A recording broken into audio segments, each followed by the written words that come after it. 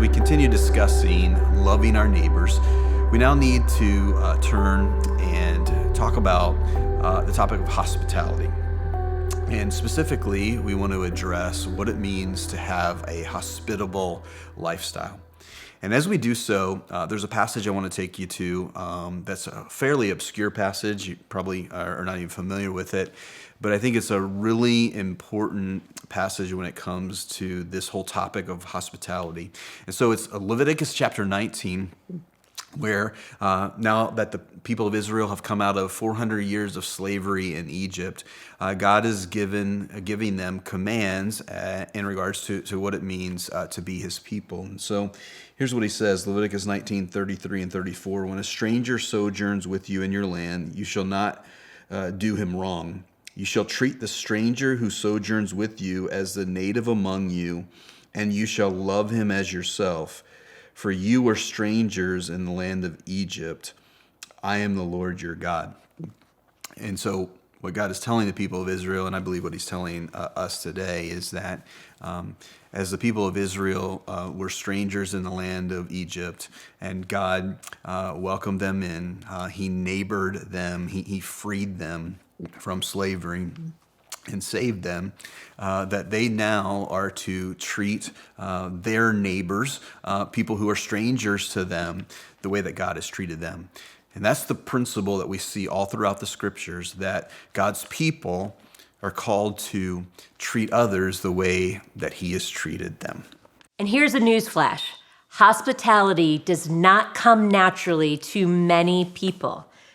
I believe Satan uses that to keep us from offering genuine, real love to other people. So, as promised, we're going to talk about some very practical tips on how to build this hospitable lifestyle. So tip number one is to establish boundaries by knowing what you're willing and not willing to do. It's essential that with this, spouses are on the same page, that there's good communication there, that you agree about what you are willing and not willing to do, when you're not going to do it, how much money you're going to spend, what kind of meal you're going to provide, and what this whole enterprise kind of you believe is going to look like. So stretch yourself on this, but don't surprise your spouse. Tip number 2 would be to plan it. Prepare to be spontaneously hospitable. And I know that sounds like it doesn't make sense, but let me explain. Structure your life in such a way that you're ready to welcome people into your home, into your space.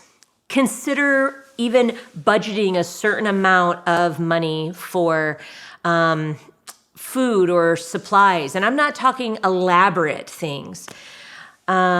Maybe get some freezer meals or some easy to prepare meals. Get those items ahead of time so that if somebody stops by, you're 30 minutes away from being able to share a meal together. Keep a guest room ready if you have that option. If you don't have that option, have discussions ahead of time with your children. Everybody had rooms in our home, but we had discussions when people were coming and they were staying overnight. Now, this is actually having people that are staying with you an extended period of time, but if people were staying overnight, there was no discussion about who was giving up their room. Sometimes we took turns, but usually it was the kid that had the nicest room to begin with. So they knew as soon as somebody's coming, you're on the couch. It's just good to prepare and plan for that. Stock up the drink fridge and the snacks and simple things that you leave in place just in case someone stops by. Keep one room, quote unquote, presentable at all times, if that matters to you. Chris has mentioned in sermons, much to my dismay, but also in a really good way, that if people come over, we'll just take all the piles that are all over the house and shove them into one room and shut the door. But now, of course, people ask me every time that door's shut, hey, is that a mess in there? Most likely the answer is yes.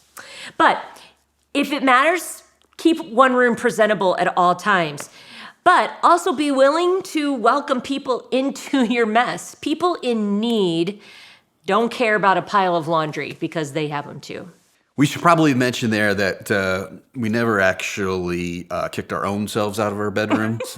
We just made the kids do that.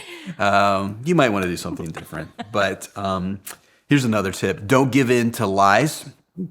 Comparison doesn't help anyone.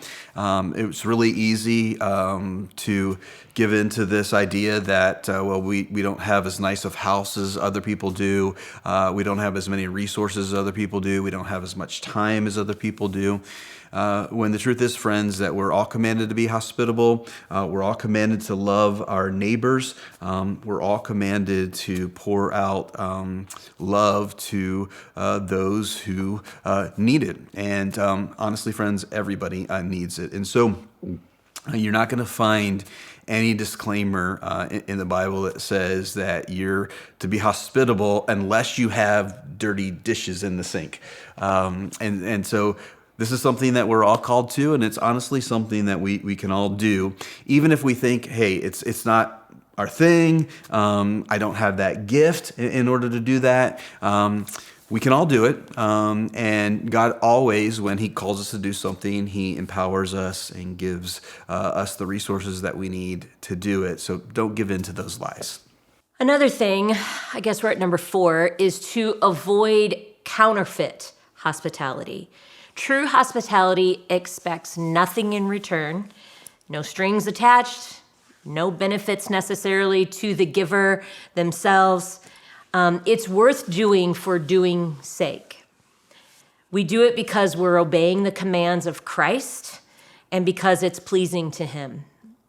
Also, this is important to note. Biblical hospitality is not simply inviting the friends and family to your house that you already get together with for every birthday, holiday. That's not what we're talking about here.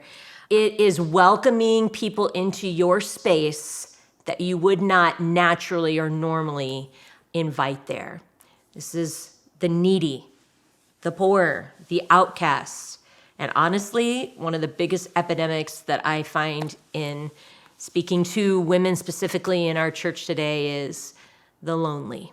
So our final tip, and one that's a really big topic, is to kill idolatry. A good gauge of whether we are worshiping our things is to the extent to which we are willing to share them. Our possessions, our home, our furniture, our food. And we all have to remember that everything that we have has been given us by God to bring glory to Him, and largely to do so by serving other people. And we serve other people by being hospitable, by welcoming them in, and by sharing the things that we have in a way that they feel loved on and cared for. And so this can be really, really difficult. It can be incredibly challenging. But there is immense joy that can come from it. And there's also a tremendous gospel impact. If we will take those resources that we have and we will use them to be hospitable, to love on people, to love our neighbors as we love ourselves. And one more thing that we need to mention is we need to remember that hospitality is not about entertaining. Hospitality in its truest form is simply sharing what you have. It's not a contest. It's not a display of what you can do and what you can provide. It's meant to just meet needs and make people feel loved. Also, we mentioned sharing additional resources when appropriate, and a lot of the tips that we share today can be found in this book. It's called The Gospel Comes with a House Key by Rosaria Butterfield. Implementing true hospitality causes us to check our pride. It will cost us something, whether that be time, money, our privacy. But although there are costs, there are no losses when we use these things to love others.